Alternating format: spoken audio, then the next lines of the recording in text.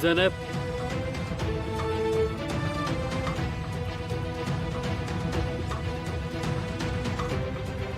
अफसाने, क्या आपने ज़ैनब को कहीं देखा? जी वो तो आपके कमरे में थी। नहीं, वहाँ तो नहीं है। तो शायद वॉक करने गई होंगी।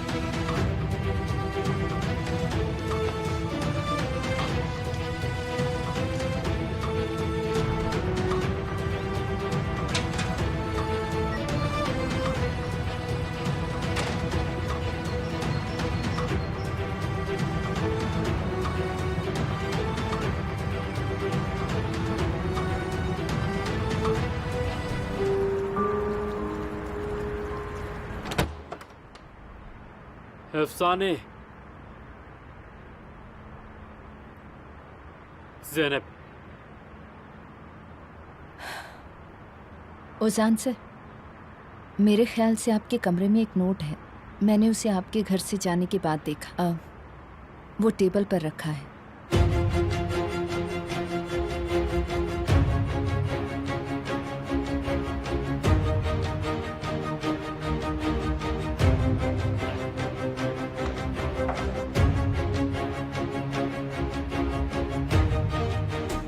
ये क्या हो रहा है? वही जो होना चाहिए।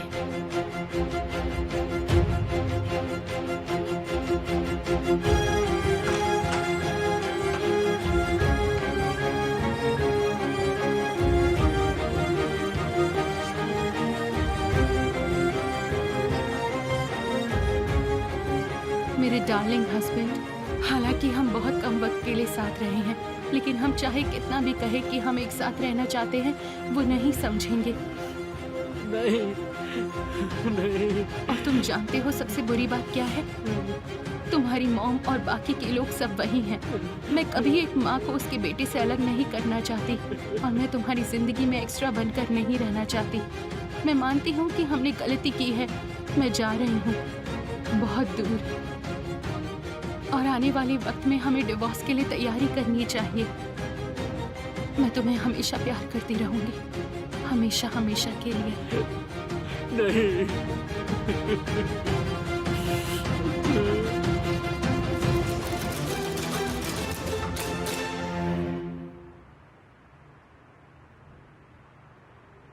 क्या इसने अपनी दवाई ली है? ठीक है।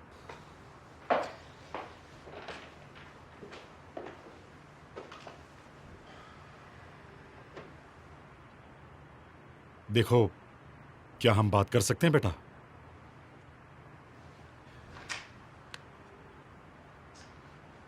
मेरी बात सुनो।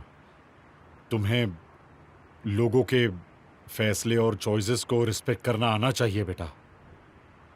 मेरी बात सुनो तुम। छोड़ो इसे।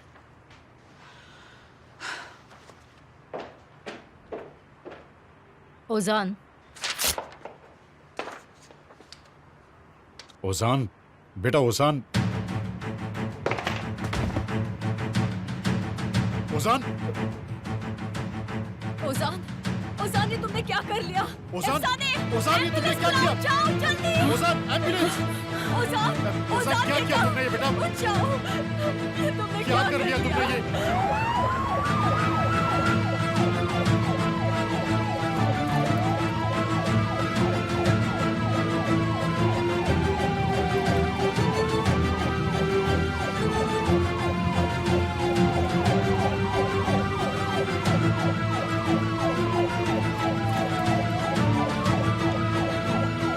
वो फोन नहीं उठा रहे।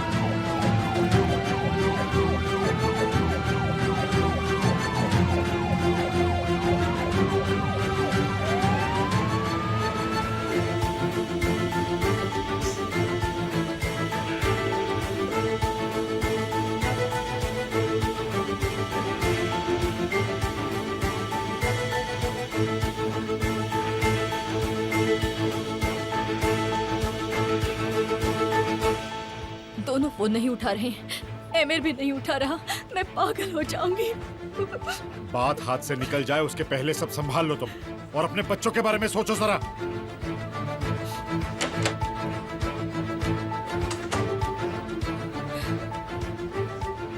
डरने की बात नहीं है, आप लोग उन्हें सही समय पर ले आए। हमने ट्रीटमेंट कर दी है। अभी हम उन्हें अंडर ऑब्जर्वेशन रखेंगे और होश आने पर हमारे साइकोलॉजिस्ट उन्हें विजिट करेंगे। आप थोड़ी देर में उनसे मिल सकते हैं, वो Thank you. जल्द ही ठीक हो जाएंगे।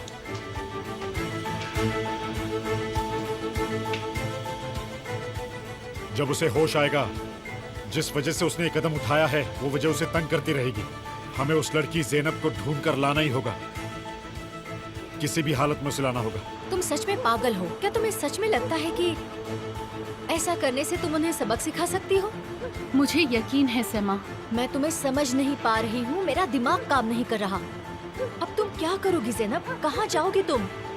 मैं तुम्हें अपने घर ले चलती, लेकिन मॉम तुमसे गुस्सा है, उन्हें अच्छा नहीं लगेगा। अब क्या करोगी तुम ज़ैनब? मैं कहाँ जाऊँ, बस इसके बारे में सोचो तुम। हाँ, अंकल हुसैन को तुम्हें देखकर हार्ट अटैक आ जाएगा। तुम वहाँ भी नहीं जा सकती। उफ।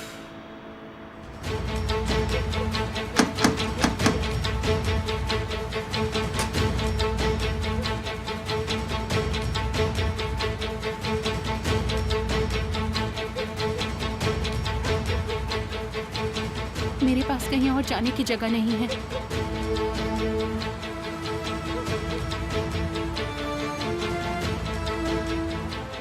अब तुम यहाँ क्या लेने आई हो ज़ैनब? यहाँ आने से पहले तुमने सोचा नहीं? मैं खुद को संभालने की कोशिश कर रहा हूँ और तुम उस दर्द को बढ़ाती जा रही हो। कितनी बेरहम हो तुम, तुम्हारे पास तो दिल ही नहीं है। क्यों हो तुम इतनी बेगैरत? हाँ, क्यों हो इतनी बेमरौवत? चली जाओ यहाँ से। मेरे दिल में और मेरे घर में तुम्हारे लिए कोई जगह नहीं है। रुको रुको सालेह, मैं तुमसे बात करने आई हूँ। एक बार मेरी बात तो सुन लो प्लीज। मैं तुम्हें सब बताना चाहती हूँ।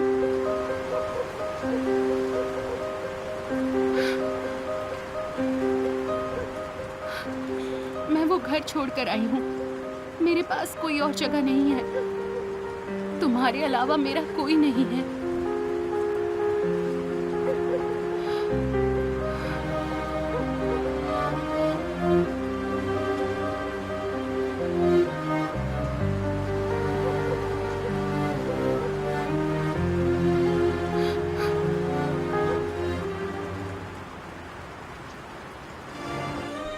सालेह, सालेह, देखो मैं तुम्हें कभी नुकसान नहीं पहुंचाना चाहती थी। तुमने मुझे सिर्फ नुकसान नहीं पहुंचाया, मुझे मेरे वजूद को तोड़ के रख दिया है। लेकिन तुमसे मैंने कहा था कि मैं श्योर नहीं हूँ। मैंने कहा था कि हमें थोड़ा रुकना चाहिए। हाँ, तुमने कहा तो रुकना चाहिए और मैं रुका रहा, और उतनी देर में तुमने किसी और से शादी कर ली। और तुमने रुकने के लिए नहीं कहा था, तुमने कहा था हमारे बीच कुछ नहीं हो सकता। मेरा मतलब वही था। जब वो लड़का तुम्हारी जिंदगी में आया, तुमने मुझे पूरी तरह भुला दिया और मुझे अंदर ही अंदर तोड़ दिया। मुझे एहसास करा दिया कि मैं कितना बड़ा बेवकूफ हूं। मैंने अपना रास्ता चुन लिया था। मैं खुद को संभाल नहीं पाई, अपनी फीलिंग्स को छुपा नहीं पाई। तो यहाँ क्या मुझे यह बताने आई हो कि तुम उस लड़के से कितना प्यार करती हो? अगर करती हो तो फिर यहाँ भाग के क्यों आई? क्यों मेरे दर्द को कुरेदने यहाँ फिर से चली आई ज़ैनब? उसका परिवार नहीं चाहता कि मैं उसके साथ रहूं, इसलिए मैं वहां से भाग गई।